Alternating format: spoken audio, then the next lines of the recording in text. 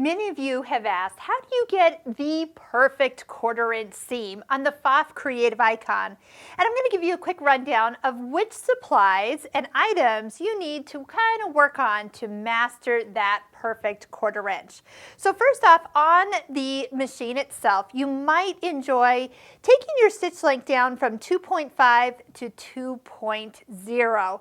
It just makes for a nice smooth stitch that's really going to hold together, especially when you start to get lots of intersections kind of coming together in the same place. Now with the machine does come the 1/4 inch foot with all the markings, and it is with the IDT, so that is to be pulled down inside that area.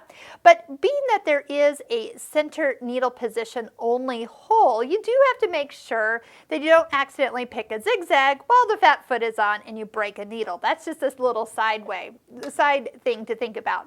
And a way to do that is to actually use the straight stitch throat plate. Of course, once you put this throat plate on, the machine knows not to let you go past any of the stitches that would go side to side and break a needle. But using a straight stitch throat plate is one way to help keep your stitches, your needle, going all the way down through intersections that are very, very thick and can kind of sometimes feel like your needle's kind of moving to kind of go around those areas. Another thing that can make a difference is your thread thickness. Now when I started quilting, we didn't have different thicknesses of thread, but now as we have options for much thinner thread, such as the Aurifil 50 weight, or even an embroidery thread is a nice thin thread. So if you think about it, after you sew your seam, you have to press your fabric open. If there's a little bit of a thicker thread in there, it's going to kind of go up and over and kind of take away from your seam allowance. So that's why when you're done, or when I was younger, when I was done with my blocks, they never measured out that full, say, 12.5 inches. It was always like 12.5, 12.25, not always the same. But I do know that's because every time I pressed open, I was losing some of the width that I needed because of that thicker thread. So try a thinner thread as you go.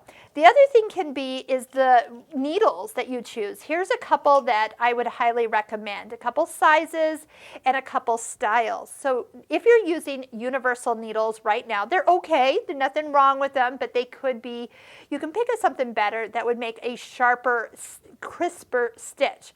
So if you work with any of the Microtex needles, Microtex comes in a size 70. It's a very sharp needle and works wonderfully with that thinner thread.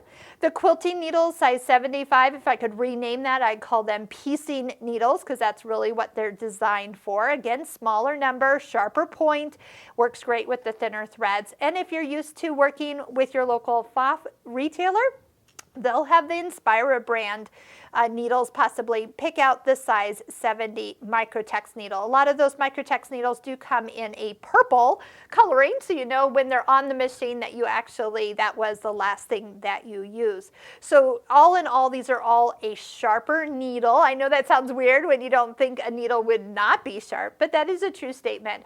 And so again, when you start going over where triangles come together, multiple points come together, even just where 4 squares come together, that needle's got a much sharper, straighter penetration to keep for accurate stitching.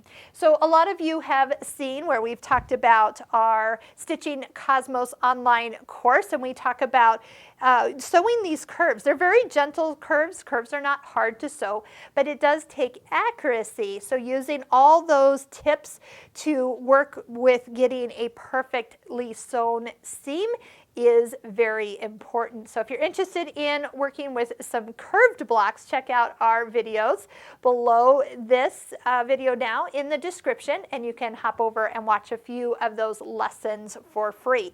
So if you haven't tried any of these, you can start to kind of try out needles, straight stitch throat plate, 1/4 inch foot, and some thinner thread for a more successful 1/4 inch seam that is perfectly accurate.